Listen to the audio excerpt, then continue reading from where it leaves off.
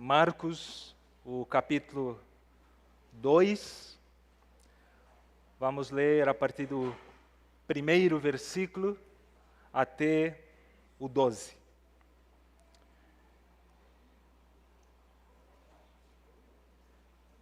Diz assim a palavra de Deus. Poucos dias depois, tendo Jesus entrado novamente em Cafarnaum, o povo ouviu falar que ele estava em casa.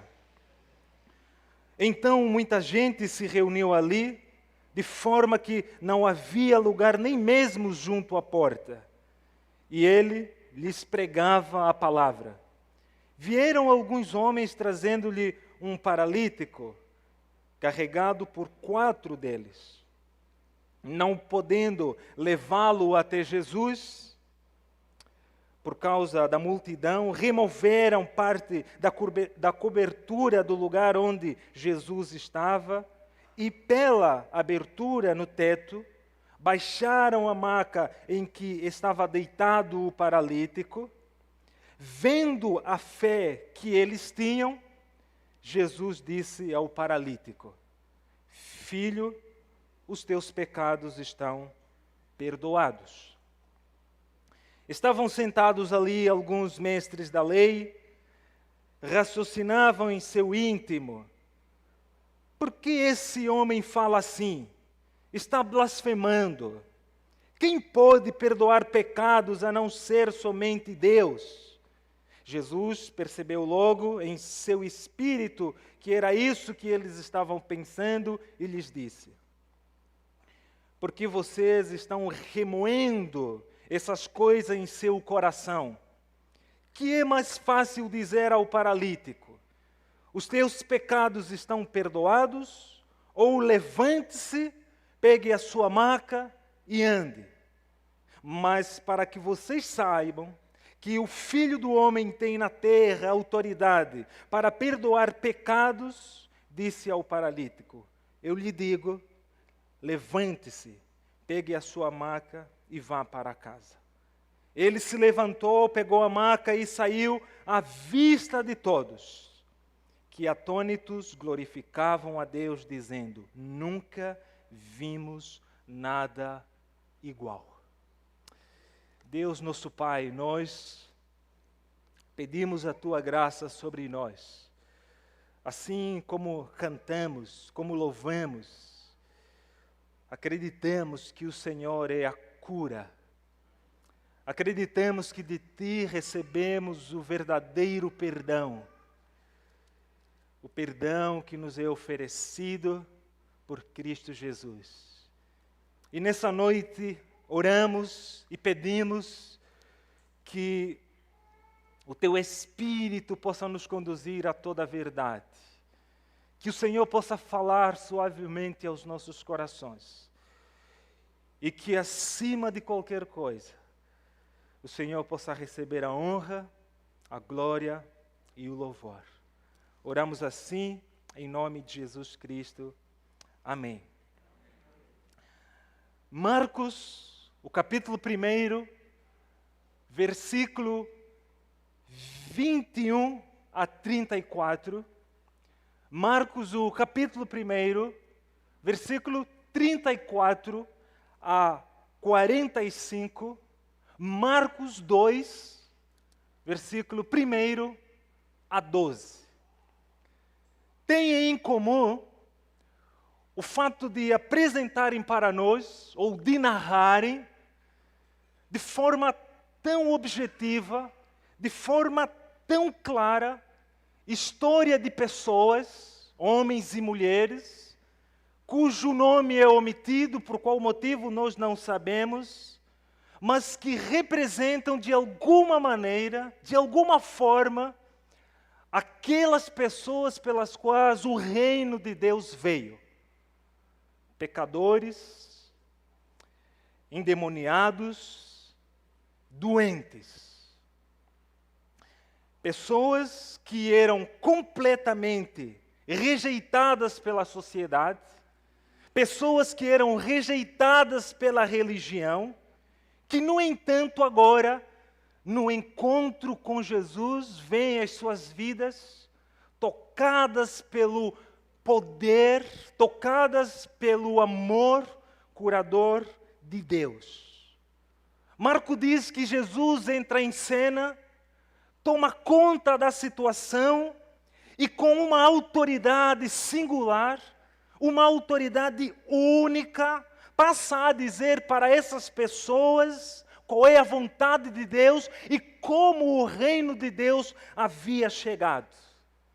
No versículo 21 do capítulo 1, Marcos diz que todos que ouviam Jesus pregando a respeito do evangelho do reino, ficavam maravilhados, ficavam extasiados, porque era um ensino único, porque Jesus ensinava não como os mestres da lei, Jesus ensinava não como os guardiões da tradição, porque o ensino de Jesus era carregado com uma autoridade única. Se por um lado os mestres da lei estavam alicerçados na autoridade da lei ou de Moisés, agora está diante deles um homem que ensina com uma autoridade original. A autoridade de Jesus não é derivada de outro. Pelo contrário, é uma autoridade original. E é com essa autoridade que ele passa então a pronunciar para essas pessoas palavra de cura e não de condenação. É com essa autoridade que Jesus passa a dizer para essas pessoas que o reino de Deus chegou. Não está tudo perdido, pelo contrário, o Rei dos Reis está em ação novamente para resgatar a sua criação. Diz o texto que os adoradores da sinagoga percebem, notam essa autoridade de Jesus, mas em particular, tem um homem que ali está, possuído por um espírito imundo, que não apenas nota a autoridade de Jesus, não apenas reconhece a autoridade de Jesus, mas ele sabe quem é Jesus e para o que Jesus veio. Para desfazer o pesadelo em que essas pessoas se encontravam. Resgatá-las dos poderes destrutivos que as escraviza. É justamente dessa maneira que esse homem se manifesta diante de Deus. E Marcos vai mostrando de forma tão objetiva como essa autoridade gentil e eficaz de Jesus se manifesta. Seu ensino não está desconectado da realidade, pelo contrário, tem uma relação muito estreita entre o que Jesus ensina e o que Jesus faz. E é justamente por isso que logo em seguida Jesus exerce essa autoridade sobre esse homem que se encontrava possuído por um espírito imundo. E Marcos mostra Jesus também expulsando esses demônios como um sinal de que o reino de Deus havia chegado. Deus está em ação para resgatar a sua criação. Diz o texto que em seguida Jesus então cura a sogra de Pedro e outros que ali se encontravam. Essas curas mostram o interesse de Jesus também para com o mundo físico. Isso significa, no entanto, que a salvação não diz respeito apenas àquilo que é espiritual, pelo contrário. Jesus olha para o ser humano na sua integralidade. É o homem como um todo. Por isso a cura que vem de Deus, a cura que vem de Jesus é uma cura completa. Marcos está nos levando para a cruz. É para lá onde ele quer nos levar, porque é na cruz de Cristo, onde Jesus mostra de uma vez por toda que nenhuma doença, que nenhum endemoniado ou nenhum demônio tem a autoridade ou a palavra final. Pelo contrário, Jesus Cristo tem sim a palavra final para as nossas vidas. E é para lá onde Marcos está nos levando. Então nós chegamos no capítulo 1, versículo 35 a 45. Diz que Jesus cura um homem que tinha uma doença chamada lepra. Um leproso. Você sabe que os leprosos eram completamente considerados cerimonialmente impuros. Ser leproso naquela época é um pouquinho diferente do nosso tempo. A lepra era também vista como uma punição de Deus pelo pecado. Uma doença muito contagiosa e fazia com que essas pessoas vivessem completamente à margem, ou seja, fora da cidade. E se alguém chegasse na sua cidade depois de muito tempo e dissesse assim: eu fui curado da minha lepra, isso levantaria muitas dúvidas. Porque é diferente de dizer: eu fui curado da minha cegueira. É diferente de eu olhar para um coxo e dizer: eu fui curado. Eu consigo constatar. Talvez seja por isso mesmo que Jesus diz ao leproso, depois de curá-lo, que ele deveria seguir todos os trâmites religiosos. Ele deveria ir para um sacerdote, ele deveria sacrificar, ou seja, fazer o sacrifício exigido, para então receber o atestado de saúde publicamente reconhecido. Era isso que ele deveria fazer. Se o leproso agisse dessa maneira, talvez acalmaria um pouquinho a fúria dos líderes religiosos, visto que o que Jesus está fazendo desafiava de forma tão direta as autoridades do templo. Existe um rito religioso a ser seguido. E Jesus, com todas as suas ações, ele se apresenta como uma ameaça à religião oficial. É como se Jesus estivesse a burlar o sistema. Diz o texto que, compadecido, Jesus faz o inaceitável. Jesus faz o inesperado. Jesus faz o inimaginável. Ele toca no leproso e cura. Só que esse gesto de Jesus é altamente perigoso, porque primeiro ele está arriscando a sua própria vida, porque ele corria o risco de ser contaminado, e não só isso, como um bom judeu, é claro que ele se tornaria religiosamente impuro. Parece que Marcos, a cada passo que nós damos em direção à cruz, ele vai colocando uma peça nesse quebra-cabeça que ele está montando para nos apresentar Jesus na cruz, se tornando impuro para que nós, seres humanos, possamos experimentar a verdadeira cruz, mas agora sem necessariamente passar pelos trâmites da religião. É como se Jesus estivesse dizendo: não precisa mais. Não precisa mais. Está tudo cancelado. Agora as vias são completamente diferentes. A autoridade de Jesus se estende ou vai se estendendo sobre todos os domínios da vida. Nós vamos ler isso repetidamente em Marcos. Os surdos ouvem, os cegos veem, os coxos andam, os leprosos são curados. E tudo isso são sinais de que o reino de Deus chegou. É assim que Marcos vai nos apresentando os sinais do reino. O reino chegou e, portanto, nós temos diante de nós a promoção da vida humana. É Deus indo sempre em direção do ser humano caído. É Deus se compadecendo com aquele que sofre, com o enfermo, com o rejeitado e assim por diante. Esse capítulo que eu acabo de ler, Marcos 2, de 1 a 12, diz que Jesus volta para Cafarnaum. O povo ouve falar que Jesus estava em casa. E claro, a notícia que circulava ao redor era de que coisas extraordinárias estavam acontecendo.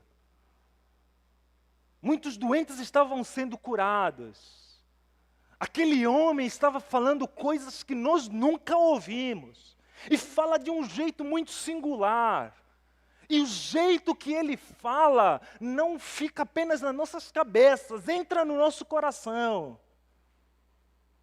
E essa notícia então vai para tudo quanto é canto. E diz o texto que todos a ouviram, ou a se aperceberem que Jesus estava em casa, eles vieram, uma grande multidão se reuniu aí, de forma que não havia nem junto à porta um espaço sequer. As pessoas iam chegando com motivações diversas, é claro. Alguns vinham para ouvir o seu ensino, outros queriam ser curados. Tinha também aqueles que estavam aí por uma curiosidade, mas também tinha aqueles que estavam aí para saber qual é a nova heresia. É de tudo um pouco. De tudo um pouco. Agora, nos versículos 1 a 5, narra-se uma cena que me parece tanto quanto dramática. Jesus está lá sentado, ensinando o evangelho do reino, quando de repente ouve-se um barulho, um estrondo, e é no teto. Está lá aqueles homens com muita fé, com muita certeza de que eles podem hoje conseguir a cura para o amigo. Eles fazem lá uma corda da misericórdia, baixam aquele homem, e me parece que nesse exato momento, eu gosto pelo menos de imaginar a cena, faz-se um silêncio absoluto na sala. Todos olham para Jesus, olham para aqueles homens, não entendem absolutamente nada, olham de novo para Jesus, esperando uma reação. Está lá Jesus, calmo, sossegado, e diz o texto que ele olha para aqueles homens, não diz absolutamente nada, não os critica, apenas vê a fé deles, se dirige ao paralítico e fala o absurdo: filho, os teus pecados estão perdoados. Mais uma vez, Jesus está desafiando a religião. Porque, afinal de contas, quem tem a permissão de declarar perdão eram os sacerdotes. Não um pregador itinerante que veio de Nazaré. Não um filho de tal carpinteiro. Esse homem passou dos limites. Ou seja, Jesus está se colocando e desafiando toda uma estrutura religiosa do seu tempo, porque ele está fazendo coisas, está declarando coisas que não são permitidas pela religião. Quem pode declarar perdão são os sacerdotes. E tem um lugar específico em que isso acontece. É no templo em Jerusalém. Não aqui em casa. Isso é um absurdo, e é justamente dessa maneira que esses homens que estão ao redor de Jesus, esses escribas, esses guardiões da tradição, esses teólogos, reagem. É blasfêmia. Você é louco. Como pode ousar perdoar pecados? Quem tu pensas que tu és? É justamente desse jeito que esses homens reagem. Claro, não verbalizando, mas diz o texto que eles se remoíam no íntimo. E agora Jesus olha para eles, sai de cena o paralítico e os seus amigos. Jesus olha para aqueles homens, conhecendo o íntimo, faz uma pergunta tanto quanto paradoxal. Mas o que lhes parece ser mais fácil? Conceder perdão ou conceder a cura? E ele prossegue com uma resposta que também parece muito paradoxal. Mas a pergunta de Jesus é interessante porque um é possível testar e o outro não. Não é possível testar a realidade do perdão, mas da cura tem como testar. Se eu digo ao paralítico, levante e anda, nós vamos ver, vamos olhar e realmente ele está curado. Um pouquinho diferente, é claro, né, do que acontece ultimamente, né? Muitas curas que não são curas. Mas sabe que, para provar que ele tinha a autoridade de perdoar pecados, e como sinal de que o reino havia chegado, Jesus então cura também o paralítico. É isso que Jesus faz. Só que em seguida ele fala algo que é mais absurdo ainda. Ele diz ser o Filho do Homem. Um título que em Daniel 7 se refere a alguém que é enviado de Deus para exercer o seu governo. Então Jesus está dizendo, eu sou esse. Eu sou este que Deus enviou para exercer o seu governo. Só que ele passa a fazer isso ministrando o perdão de Deus. Essa cura do paralítico, assim como todas as outras curas, no meu entender, apontam para o futuro.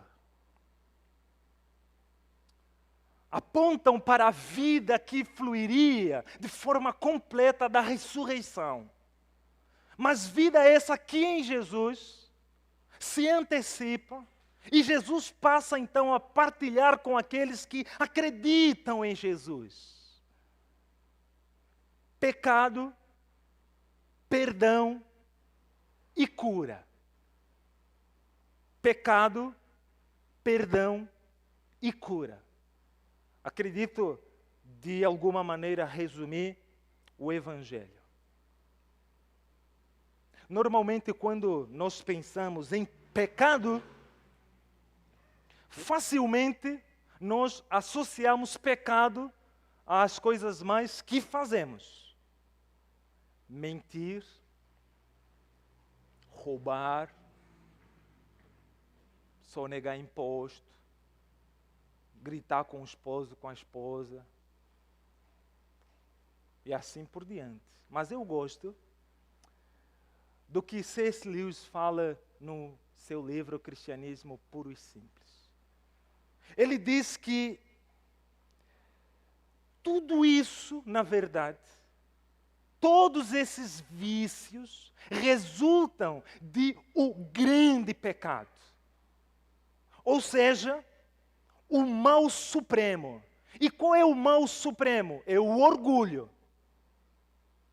E ele prossegue dizendo que a devassidão, a ira, a cobiça, a embriaguez, tudo o mais não passam de ninharias se comparado ao orgulho.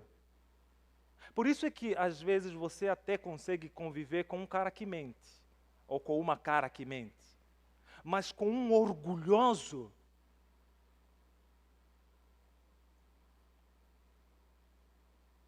você não consegue tolerar. E C.S. Lewis vai dizer que é o orgulho que fez com que o diabo fosse o que ele é. Foi o orgulho. É por causa do orgulho que o diabo se tornou o que é, porque o orgulho leva a todos os outros vícios e é o estado mental mais oposto a Deus que existe. O orgulho. O homem orgulhoso é o ser humano curvado em si mesmo. Ele não consegue olhar para nada além dele mesmo.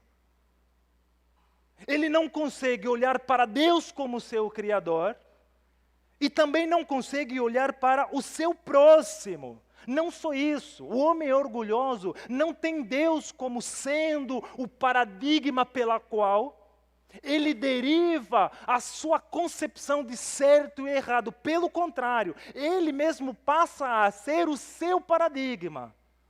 Eu sou a verdade. Esse é o homem curvado em si mesmo. Porque o orgulhoso busca ser o centro do universo. Acha que o mundo todo e todos que existem no mundo existem para servi-lo. Sabe que ninguém pode ser melhor do que ele. Ele está sempre muito certo. Por isso é que o orgulho, diz C.S. Lewis, é essencialmente competitivo e significa sempre inimizade com Deus e com o próximo, ou com os outros seres humanos. Se por um lado o primeiro mandamento é que nós amemos a Deus, e o segundo o próximo, o pecado inverte essa ordem, essa lógica, e passa a fazer com que nós priorizemos primeiro nós. Primeiro os nossos interesses. Primeiro eu, depois eu, depois eu. Só que isso é o diabo. Porque o Evangelho nos apresenta uma outra lógica, uma outra dinâmica. Primeiro Deus, depois o próximo, e é nessa relação de amor, nessa comunidade em que eu me encontro como ser humano, em que eu me encontro para ser aquilo que eu fui criado para ser. O pecado nos afasta de Deus. Percebam, Jesus não ignora de jeito algum o problema do paralítico. Ele não olha para o paralítico e diz, continue aí com a sua paralisia. Pelo contrário, ele olha para o paralítico e diz que tem um problema maior do que esse que você está me apresentando. Tem um problema que é mais grave. E então lhe oferece o perdão. É claro que o paralítico estava buscando cura, mas Jesus diz que existe uma cura que é para todo o sempre. Jesus apresenta para o paralítico uma cura que é para todo o sempre. Afinal, partindo dessa lógica, nós vemos que sem perdão não há verdadeira cura. Pelo menos é isso que as Escrituras nos apresentam.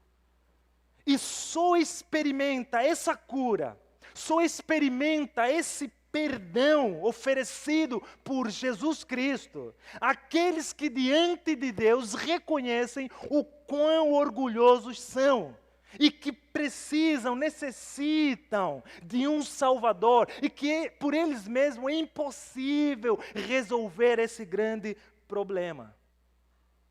O único meio de sermos curados do nosso egocentrismo, desse grande pecado, para nos tornarmos verdadeiramente seres humanos como era Jesus, filhos amados de Deus, é por meio do perdão oferecido gratuitamente por Deus através de Jesus. Agora, perdoa quem foi ofendido. Perdoa quem foi ofendido. Espera-se, é claro, que o ofensor receba esse perdão e também perdoe. Mas perdoa quem foi ofendido. E ao proceder dessa maneira, Este que perdoa, escolhe arcar com os custos. E é justamente isso que Jesus fez por cada um de nós. E sabe que um mundo como o nosso, que se constrói pela lógica do cancelamento,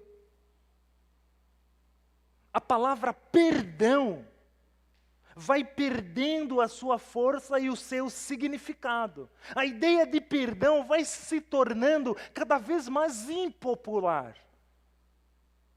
E eu não tenho a mínima dúvida de que nós, evangélicos, crentes, amados de Jesus, contribuímos com isso, com essa cultura do cancelamento.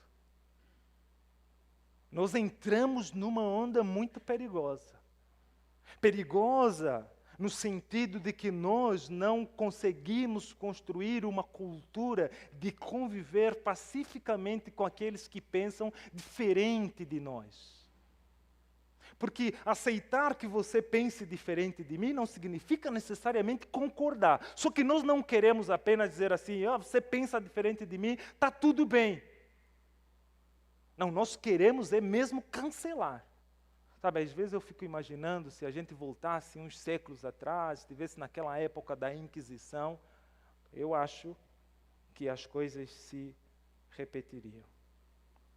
Tem um teólogo sul-africano, Desmond Tutu, que viveu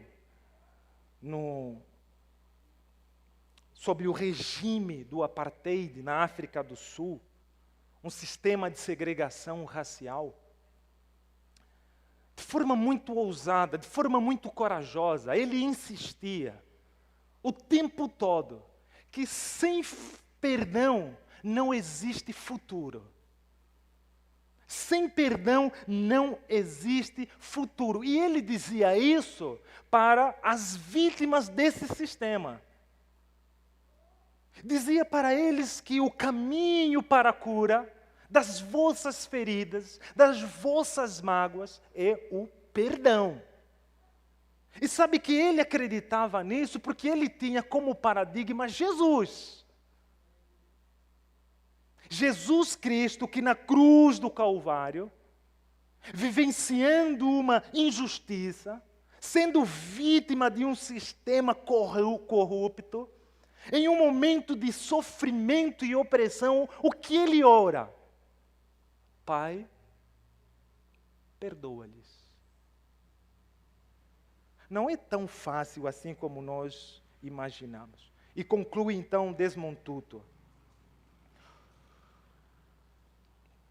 Tudo de que é possível haver um futuro apenas com perdão. Jamais haverá um futuro sem que haja paz. Jamais haverá paz sem que haja reconciliação. Mas não haverá reconciliação antes de existir o perdão. E jamais existirá o perdão sem que as pessoas se arrependam. O mais difícil não é receber perdão. O mais difícil é perdoar. É perdoar. E me parece que esse é o caminho, me parece que esse é o convite que cada um de nós, que experimentamos o perdão de Deus, somos convidados a trilhar. Ao sermos perdoados por Deus, nós assumimos também a virtude, a graça de ministrar o perdão na vida de outros seres humanos. Mas é claro que nós só podemos fazer isso confiando unicamente em Deus. Tem outra teóloga, a Karen Wondrasek, ela diz que perdoar é soltar a ofensa, é dar-lhe a chance de ter outro destino. Sabe, porque o pecado não perdoado é retido. E reter o pecado intoxica a alma. Você já conviveu com alguém que não perdoa? Está completamente intoxicado. Mas confessar e perdoar significa soltar tudo, absolutamente tudo que nos intoxica, tudo que nos apodrece por dentro. Quem não perdoa fica com cancro na alma, fica com o coração envenenado, vive se autochicoteando, para de viver, porque de alguma maneira ou de alguma forma a sua vida passa a ser regida por aquilo que lhe foi feito e por outro que fez. É dessa maneira que você vive. Mas perdoar é aceitar o convite de Deus para assistir ao milagre da graça. E esse é o convite que nós temos. Ao perdoar, eu escolho novamente me livrar da armadilha do desejo por vingança. Ao perdoar, eu aceito que agora repouso debaixo da graça de Deus como uma pessoa perdoada e amada. Todos, absolutamente todos que receberam e experimentaram o perdão de Deus, têm perante Ele o compromisso perpétuo de repetir o mesmo gesto com outras pessoas. E tantas vezes quanto forem necessárias. 7 vezes? Não. 70 vezes? 7. Sabe por quê? Porque quem perdoa sempre doa além da conta. Sempre. E esse é o convite que nós temos de Deus. Sermos agentes que levam, que ministram a cura e o perdão de Deus num mundo tão quebrado como o nosso. Domingo passado, o pastor trouxe exemplos fabulosos. Nós olhamos para a vida daqueles homens e mulheres e dissemos assim: nossa, que extraordinário. Mas sabe que às vezes é fundamental olharmos para as coisas tão próximas a nós. Talvez antes mesmo de eu querer perdoar um grande mal, eu começo a exercitar perdoando os pequenos maus. Como, por exemplo, perdoar a esposa que falou, que gritou com você. Perdoar o marido porque, sei lá, não tirou o chinelo da sala ou deixou a toalha em cima da cama. Eu perdoo o filho porque gritou comigo. Eu perdoo o irmão porque fez alguma coisa com a qual eu não concordava. Coisas pequenas.